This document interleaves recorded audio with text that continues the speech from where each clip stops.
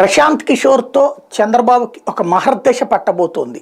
ఇది ప్రస్తుతం ఇక రాబోయేటువంటి రోజుల్లో జరగబోయే ప్రచారం. ఇవాళ చూడండి, మొన్నటిదాకా పీకే ఓవర్ యాక్షన్, అంటే పీకే ప్లాన్లే జగన్ చేసింది, అది చేస్తే పీకే ప్లాన్, ఇది చేస్తే పీకే ప్లాన్ అంటూ ఒక పీకే వ్యవహారం బాగా ప్రొజెక్ట్ చేసుకుంటూ వచ్చినాయి.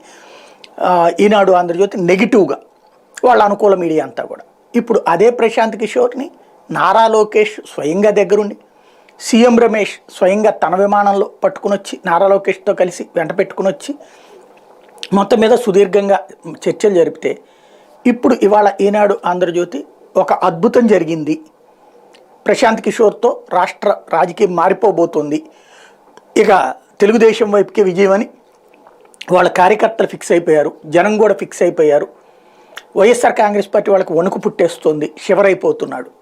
ఇక్కడ ఒక వాస్తవం ఉంది. వాస్తవంగా ప్రశాంత్ కిషోర్ తన పని మానేసి చాలా రోజులైంది, అంటే తన టీంతో పని అన్నట్టు.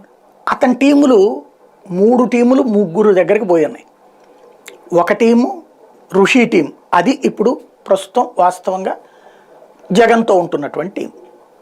ఫస్ట్లో జగన్కి అప్పుడు ప్రశాంత్ కిషోర్ తరపున జగన్ దగ్గర యాక్టివిటీ అంతా చూసిన అతనే కాబట్టి అతనితో కూడినటువంటి ఆ టీం అంతా కంటిన్యూ అవుతుంది.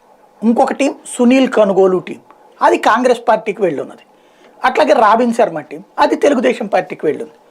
ఇప్పుడు వాళ్ళ గురువు గారిని రాబిన్ శర్మని కలపడం, ఇది జరిగినటువంటి ఇది కాన్సెప్ట్. కానీ పబ్లిక్లోకి ఏ కోణంలోకి తీసుకొచ్చేసిన ఇప్పుడు మొత్తం మారిపోయింది, వణికిపోతున్నాడు జగన్మోహన్ రెడ్డి. అదే సందర్భంలో చంద్రబాబు నాయుడికి పూర్తి ఊపు వచ్చేసింది. ఇది ఒక వ్యూహాత్మకమైనటువంటి అంశం. అది మన రాష్ట్రంలో వ్యూహం అన్నటువంటి దాంట్లో మీడియా, సోషల్ మీడియా ద్వారా సాధించేటువంటి దాంట్లో సక్సెస్ అవుతుందో లేదో చూడాలి.